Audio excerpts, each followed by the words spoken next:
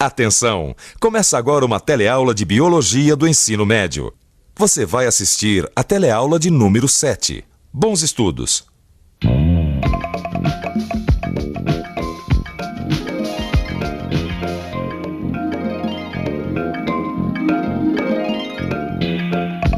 Me ensinaram lá na escola que a AIDS mata, viu? E ainda não tem cura ou vacina. E é verdade. E a melhor defesa contra essa doença é a informação. Tá. Só que de vez em quando é meio complicado encontrar essa tal informação sobre a AIDS, né, pai? É.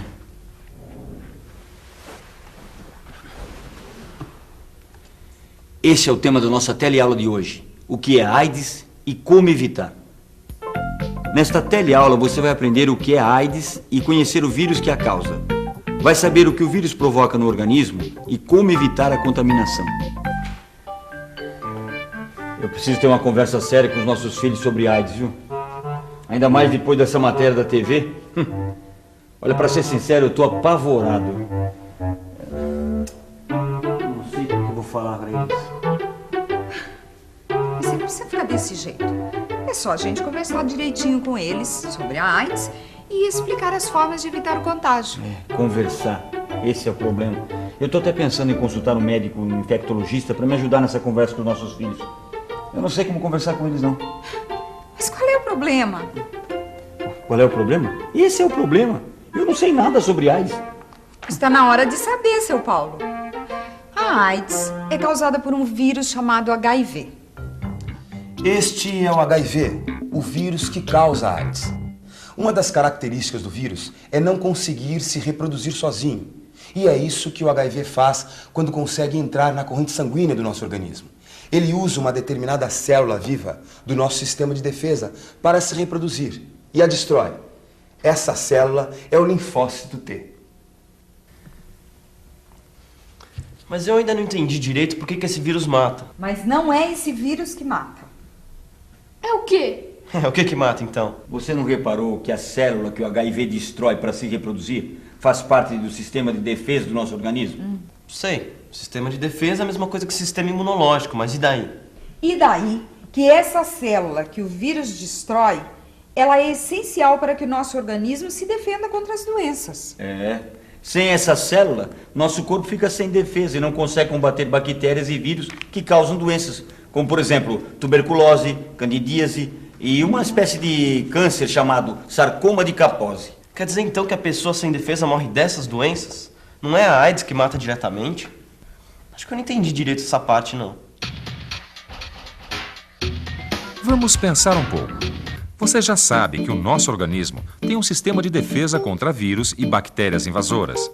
Agora imagine que essas defesas funcionam como um exército lutando contra o inimigo. O linfócito T é a célula responsável pela identificação dos vírus e bactérias invasoras. E é quem dá o comando para que as defesas se multipliquem e ataquem tudo que pode ser prejudicial ao nosso corpo. O HIV mata a célula linfócito T, que funciona como se fosse um comandante. O exército que defende nosso organismo fica incapaz de identificar os invasores e atacá-los. Os invasores entram e se instalam sem encontrar defesa.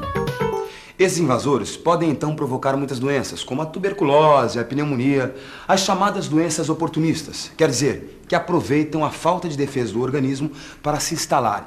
São elas que acabam matando a pessoa de AIDS.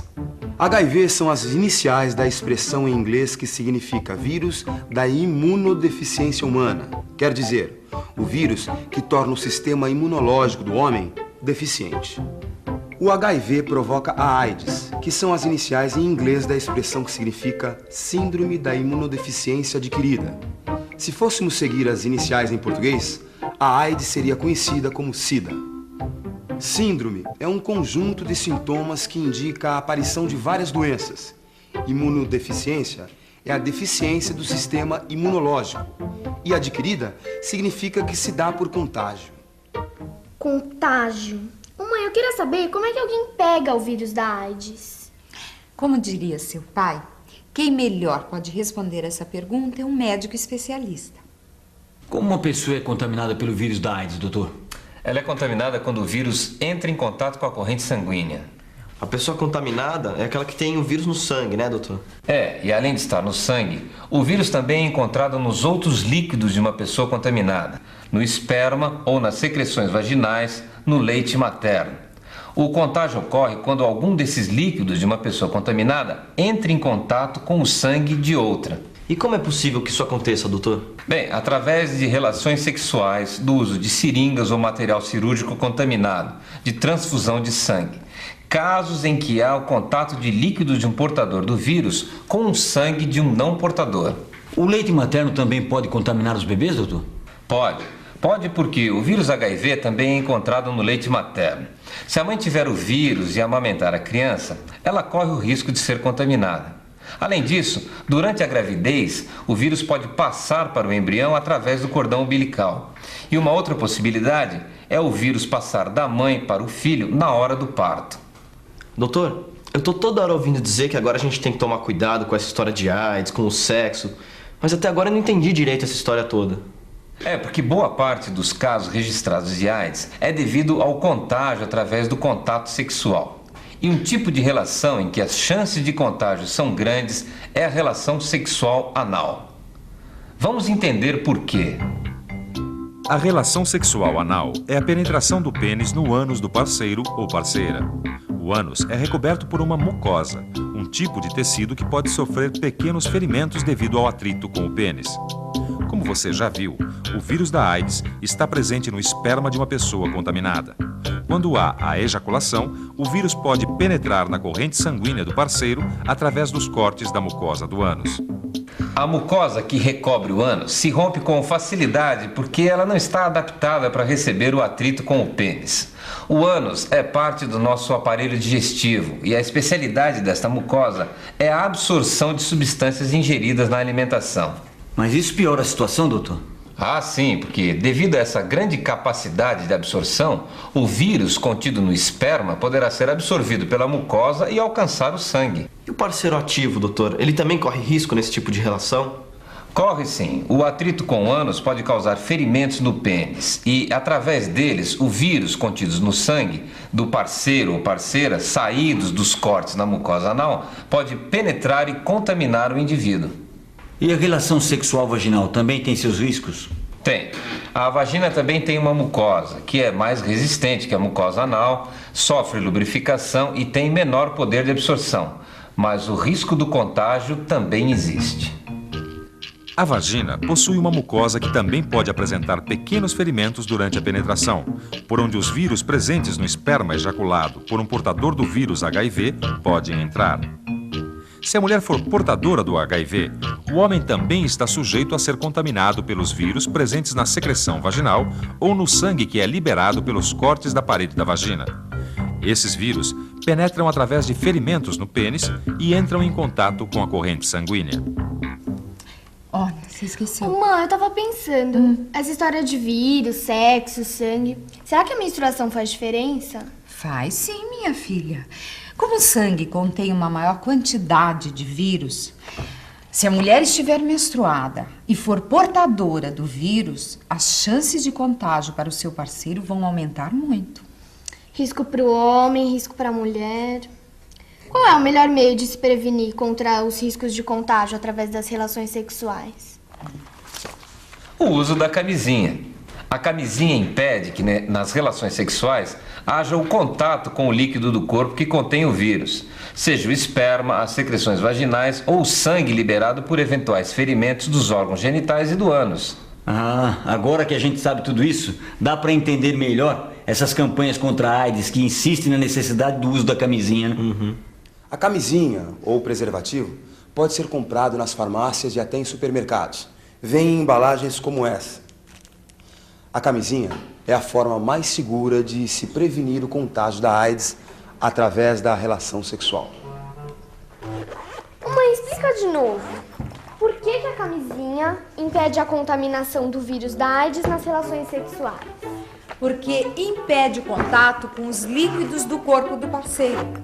Com a camisinha, filha, não há contato entre o esperma e as mucosas vaginal ou anal, entre o pênis e a secreção vaginal ou com o sangue de pequenos ferimentos dos órgãos genitais dos parceiros. Quer dizer, protege tanto o homem como a mulher. Isso, filha.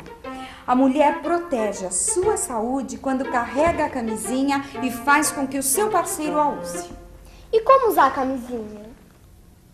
Como usar a camisinha, doutor? Assim, eu vou mostrar para você. Veja. Aqui eu tenho um exemplo. Primeiro você tira a camisinha, você só desembala no momento em que for usar, não é? Depois você segura essa pontinha aqui para sair todo o ar. Aí você desenrola até o fim. Pronto. Aqui, dessa forma, você tem uma proteção segura para as suas relações sexuais. Tá legal.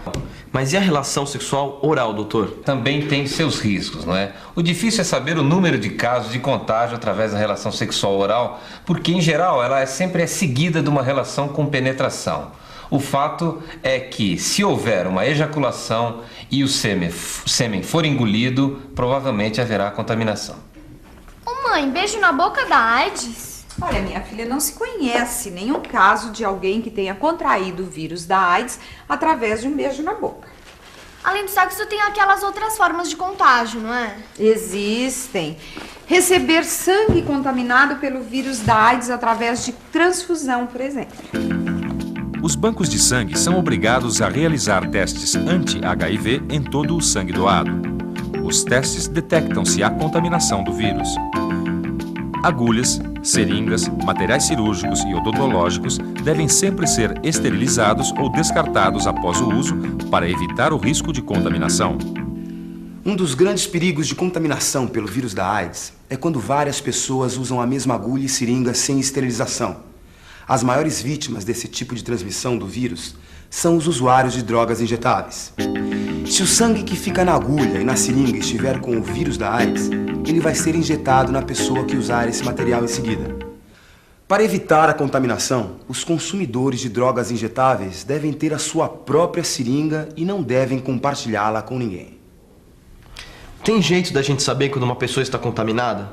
O único jeito seguro de saber se a pessoa tem o vírus é realizar um teste de sangue. Porque às vezes o vírus pode estar no organismo da pessoa e permanecer adormecido por meses ou anos sem que ela desenvolva a doença. Isso tem a ver com a diferença entre aidético e soro positivo, doutor? Tem. O soro positivo é o indivíduo que tem o vírus, mas não manifestou a doença. Já o aidético é o indivíduo que, devido à ação do vírus, já apresenta um acentuado enfraquecimento nas defesas do seu organismo. Quer dizer que uma pessoa soropositiva pode ter o vírus e nem saber? Pode nem saber. E embora não tenha desenvolvido a doença, ela pode transmitir o vírus a outras pessoas.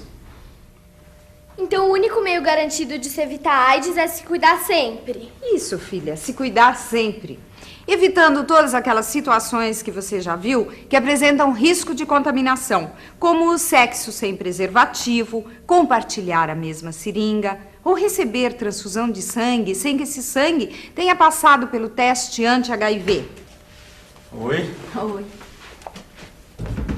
Mãe. Tudo bem? Pois é, a informação é a melhor maneira de se evitar o contágio, certo? Certo. E é muito importante também evitar o preconceito. A AIDS é uma doença nova. Ela só foi descoberta nos anos 80. E como você acabou de ver, qualquer pessoa está sujeita a contrair o vírus. E não faz o menor sentido discriminar quem tem a doença. A convivência com um portador do vírus da AIDS não causa o menor risco. Trabalhar juntos, abraçar, beijar, usar o mesmo copo, nada disso transmite o vírus. Em nenhuma dessas situações existe contato entre os líquidos do corpo do portador e o sangue de outra pessoa. E vale a pena revisar. E atenção, se liga aí que é hora da revisão. Na teleaula de hoje, você aprendeu que o vírus responsável pela AIDS é o HIV. Aprendeu que o HIV mata uma célula vital para o nosso sistema imunológico, o que permite que doenças oportunistas se instalem e matem o portador do vírus. Viu os riscos de contaminação e as melhores formas de se prevenir do contágio. Qualquer dúvida, não deixe de consultar o seu livro. Ou procure uma instituição especializada no tratamento e prevenção da AIDS. Combinado? Então, até a próxima teleaula. Tchau.